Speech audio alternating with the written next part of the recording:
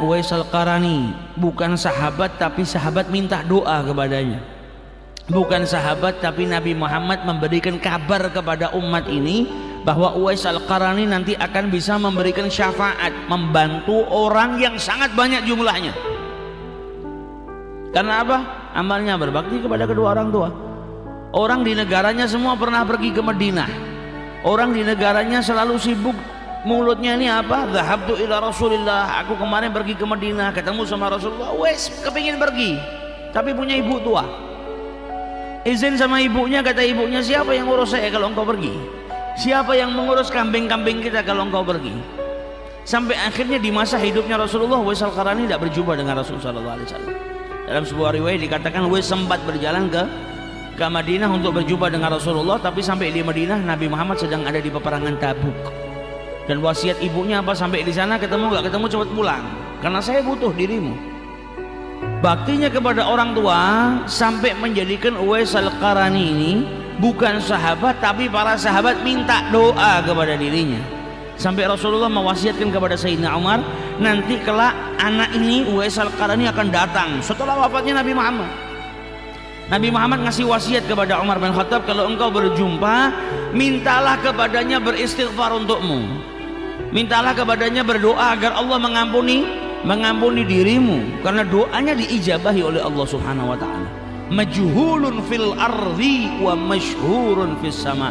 Ini orang di bumi nggak ada yang kenal, dianggap gembel, dianggap orang gila, tapi di langitnya Allah Subhanahu wa taala sangat dikenal. Uwais Al-Qarani di Yaman, di negaranya Yaman, nggak dianggap manusia, dianggap orang dipandang sebelah mata,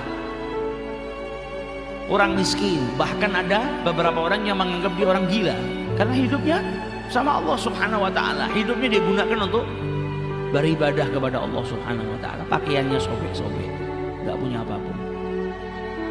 Kalau makan terkadang ngais-ngais di sampah, dari makanan sisa dari manusia. Bahkan kalau makan terkadang ada anjing datang ke sebelahnya. Anjing itu menggonggong seakan-akan ngasih isyarat, ini sampah tempatnya saya makan, bukan tempatnya manusia. Maka apa kata Uwais Al-Qarani? Anta kul mimma yali wa ana akul mimma yalini. Aku makan di tempatku, di bagianku, tidak ganggu bagianmu. Kau makan di bagianmu, kita sendiri-sendiri. Kalau melihat anjing terkadang menangis, engkau ini nggak dihisap sama Allah Ta'ala. Kalau saya dihisap dan nanti saya berhasil, saya dimasukkan surga, berarti saya lebih mulia daripada engkau. Tapi kalau saya nanti nggak berhasil di yaumil hisab, saya dimasukkan neraka, berarti engkau lebih mulia daripada saya. Hatinya Uwais Al-Qarani, hati yang sudah dekat sama Allah Subhanahu wa ta'ala. Makanya ketika datang ke Mekah, ketika datang ke Madinah, Sayyidina Umar bin Khattab teringat dengan sabdanya Rasulullah. Ada rombongan dari Yaman datang, ditanya sama Sayyidina Umar, afikum Uwais? Apakah ada di antara kalian yang bernama Uwais? Maka orang-orang Madinah ini bingung, Uwais siapa yang kau maksud wahai Amirul Mukminin? Kami ini nggak kenal orang nama Uwais kecuali salah seorang miskin yang pergi sama kami ini ikut rombongan jaga unta-unta kami. Dia ada di ujung Madinah, mengembalakan unta-unta kami, ngasih makan, ngasih minum, mandikan unta kami, memperistirahatkan unta kami.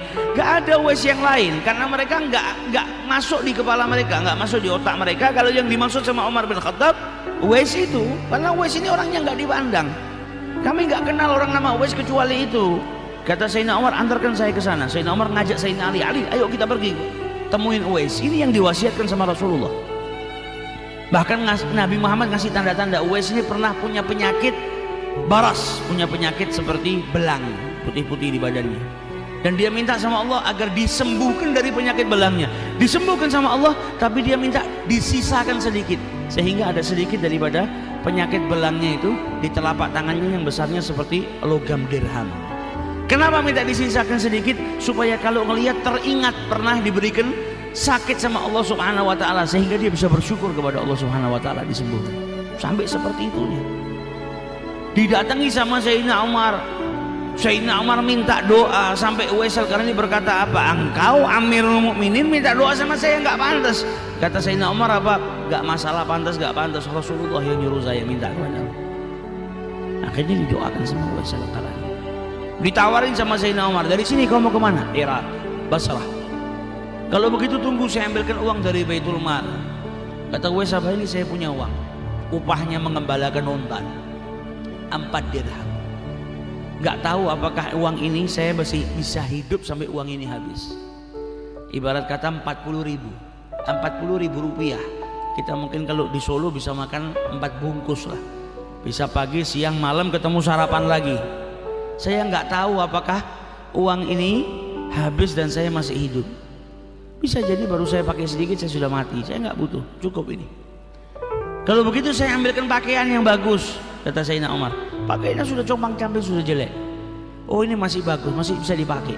Saya nggak tahu apakah saya masih hidup ketika pakaian ini sudah sobek-sobek dan sudah tidak layak dipakai. Selagi masih bisa saya pakai.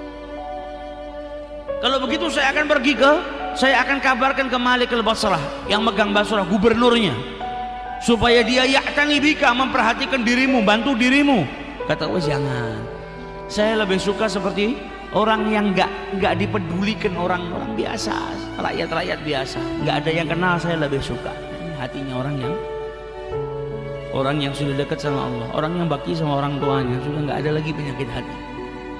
Berbakti kepada Allah ini jadikan hatinya orang bersih, jadikan dijauhkan daripada penyakit hati, dijauhkan sama Allah Subhanahu Wa Taala dari al-qadarat, kotoran-kotoran yang menjadikan hatinya manusia kotor.